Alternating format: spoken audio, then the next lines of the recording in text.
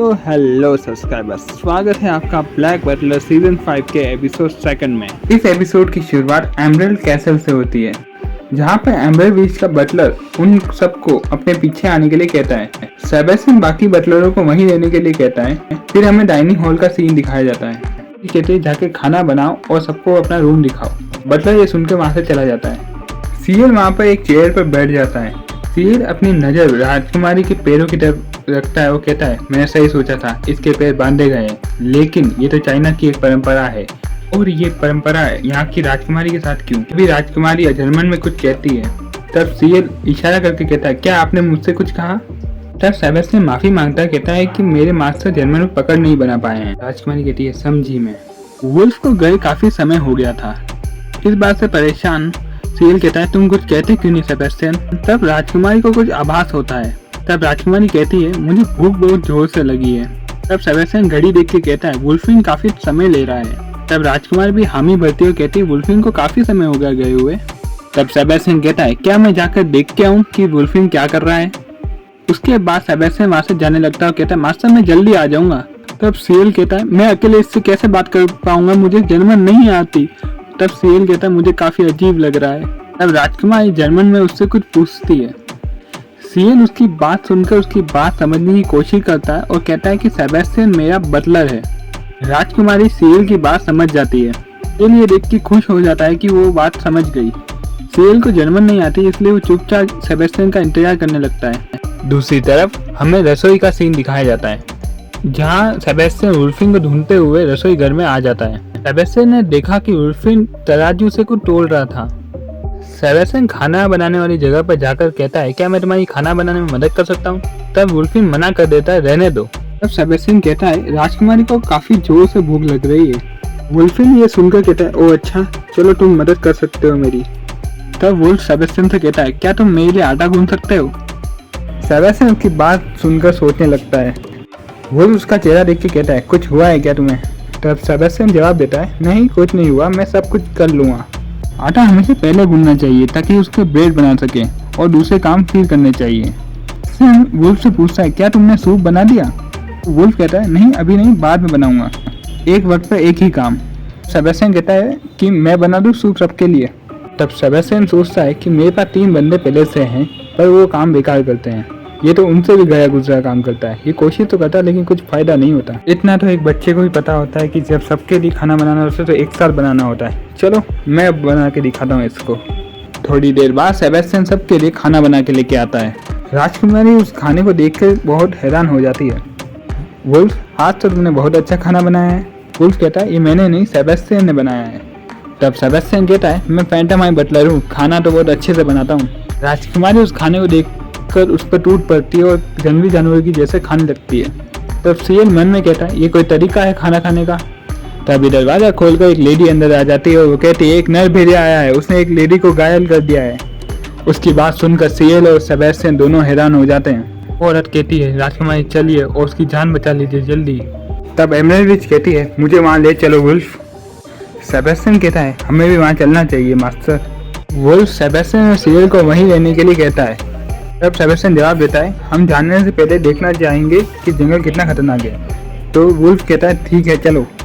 उसके बाद बटलर उसे उस घायल महिला के पास लेके आता है और हम देखते हैं कि वहाँ पर एक घायल महिला होती है जिसके पीठ पर नाखूनों के निशान होते हैं। सेलेमन कहती है कि इसको क्या हुआ है? नर भेड़िए ने आज तक किसी गांव वालों पर हमला नहीं किया, इसके गले का ताबीज कहाँ है? तब वुल्फ कहता है, पहले इस पर दवाई डालो आप। राजकुमारी सेलेमन उस पर दवाई डालकर एक मंत्र बोलती है। वुल्फ सबको मसाले जलाने के लिए कहता है ताकि भेड़िया वापस ना आ पाए। सीएल मन में कहता है, क्या भेड़िया सच में है? ऐसा नहीं हो सकता। तो वो सेबेस्टियन से पूछता है, तुम्हें क्या लगता है, क्या यह भेड़िया का काम है? सेबेस्टियन जवाब देता है, जख्म देख के मैं ये कह नहीं सकता, क्या मैं जंगल में जाकर देख के आऊँ? तब सीएल मना कर देता है, मत जाओ। उसके बाद वो बुढ़िया फिर से आती है, वो कहती है, ये नर भेड़ियों का श्राप है, बाहरी लोग यहाँ पे आए हैं, इसलिए नर भेड़िया क्रोधित हुए हैं, जल्दी यहाँ से निकल जाओ तुम लोग। राजकुमारी कहती है, इसे ताबीज नहीं पहना इसलिए ऐसा हुआ, अभी अगर पहना होता तो ऐसा नहीं होता। बुढ़िया कहती है, ये बाहरी लोग यहाँ पे आए हैं और तू इनकी तरफदारी करती है। तू ये मत भूल कि बाहरी लोगों ने हमारे पूर्वज के साथ कैसी नाइंसाफी की है। तुम अपने पूर्वजों के बदले को भूल रही हो, नर भेड़ियों के किए एहसान को भूल रही हो।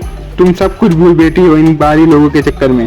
उसके बाद वो बुढ़िया सीएल की तरफ इशारा करती है, ये तेरी वजह से हुआ है, तू यहाँ से चुपचाप निकल जा वरना नर भेड़िया तेरे टुकड़े टुकड़े कर देगा। ऐसा कहकर वो बुढ़िया हंसते हुए वहाँ से निकल जाती है। उसके बाद वो सबसे कहता है कोई घर से बाहर न निकले रात को और कोई जंगल की तरफ मुड़ के भी नहीं जाएगा। उसके बाद हमें एमरेल्ड कैसल के रूम का सीन दिखाया जाता है जहाँ पे सेबेस्टियन सीएल के लिए चाय बना रहा होता है। सीएल सेबेस्टियन से कहता है चाय जहाँ कड़क बनाना, रात को जागना हो सकता है।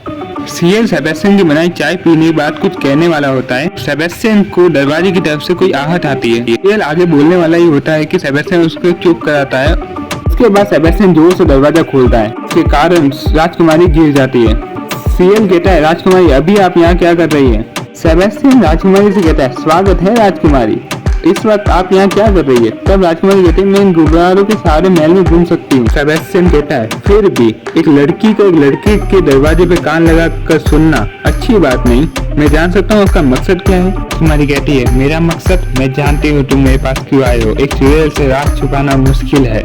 सेबेस्टियन राजकुमारी से कहता है तो तुम्हें पता होगा क्या करना है। राजकुमारी कहती है जब से तुम इस महल में आए हो मैं जानती हूँ तुम्हें क्या चाहिए, तुम उस खुफिया दरवाजे को खोलना चाहते हो जिसको मैंने 11 साल से बंद कर रखा है और तुम इस रात को वो दरवाजा खोलने वाले हो और इसके लिए मैं तैयार हूँ। कहने के बाद वो सीएल के पास लेट जाती है, बोलती है ये लो जो भी करना आराम से करना।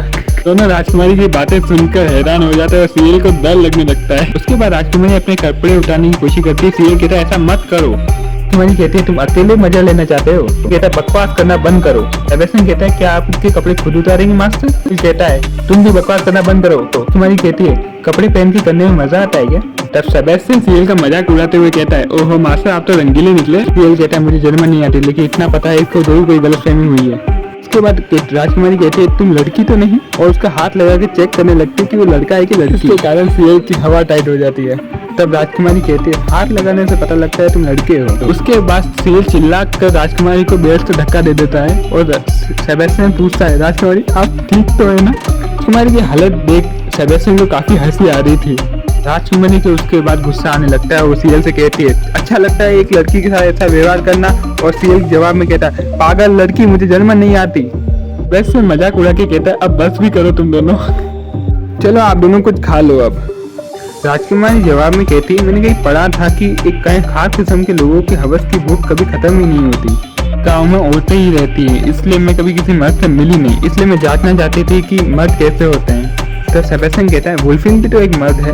तो राजकुमारी कहती है वो एक कुत्ते की तरह है मेरे लिए।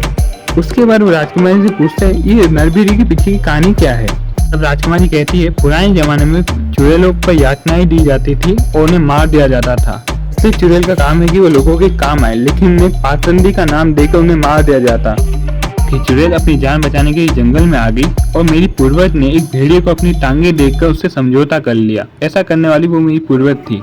उन्हें एमरेल्ड विच कहा जाता था, इसी कारण हर शासक का पैर बांधा जाता ताकि वो चल ना पाए।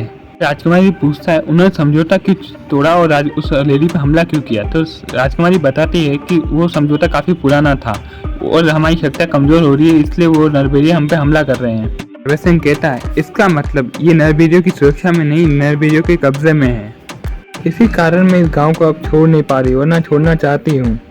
और वह सीएल से कहती है तुम कल घर लौट जाओगे, उससे पहले मुझे बाहरी दुनिया के बारे में सब कुछ बताओ जो दुनिया मैंने नहीं देखी।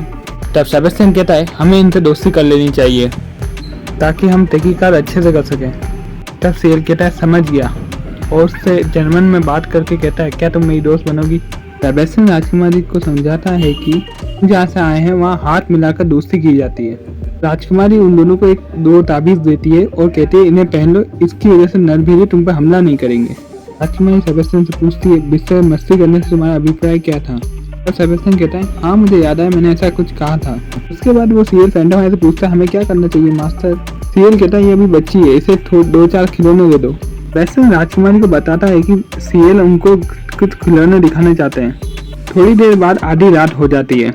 हम देखते हैं बेड पर काफी खेलने की चीजें थी और राजकुमारी खेल खेल के थक कर सो गई। और सीएल कहता है आखिरकार ये लड़की सो तो गई।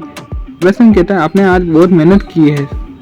हम जिस गाड़ी वाले से मिले थे उसकी भाषा समझने में मुझे मुश्किल हो रही थी, लेकिन उसकी भाषा समझने में मुझे ज़्यादा मुश्किल नहीं हुई। उसके बाद दरवाजे पे नॉक नॉक होती है और वुल्फिन वहाँ पे आ जाता है। फिर कहता है राजकुमारी यहाँ पे आ गई क्या। सेबेस्टियन कहता है राजकुमारी अभी सोई है। वो राजकुमारी को उठाकर जाने लगता है। जाते वक्त दोनों को कहता है कि कल सुबह आप निकल जाना यहाँ से, और दोनों कुछ सोच रहे होते हैं। फिर दोनों एक दूसरे की शक्ल देख के कहते हैं अब हमें जंगल में चलना चाहिए। इसके बाद हमें जंगल का सीन दिखाया जाता है। जंगल में कोहरे की वजह से सीरियल चल नहीं पा रहा था। सेबेस्टियन मन में कहता है यहाँ पे सन्नाटा बहुत ज्यादा है और जानवर की कोई आहट नहीं आ रही, जरूर यहाँ पे कुछ गड़बड़ है, बहुत बड़ी वाली।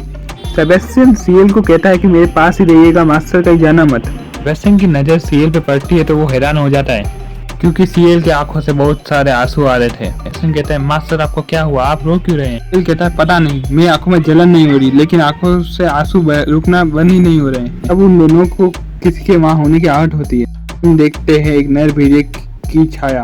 सीएल कहता है वो देखो नर भेड़िया, चलो पीछा करते हैं। तब सेबेस्टियन कहता है रुको मास्टर, आप अपने कमरे में जाइए, मैं उसका पीछा करूंगा, उसकी हालत ठीक नहीं, आप कमरे में जाके आराम करें। सीएल उसकी बात मान जाता है। सेबेस्टियन सीएल को कमरे की बालकनी में छोड़ जाता है। उसके बाद वो फिर से जंगल की तरफ नर भेड़िए का पीछा करने लगता है और कहता है इतनी मनुष्य मैंने आज तक महसूस नहीं की, ये ऐसा क्यों है?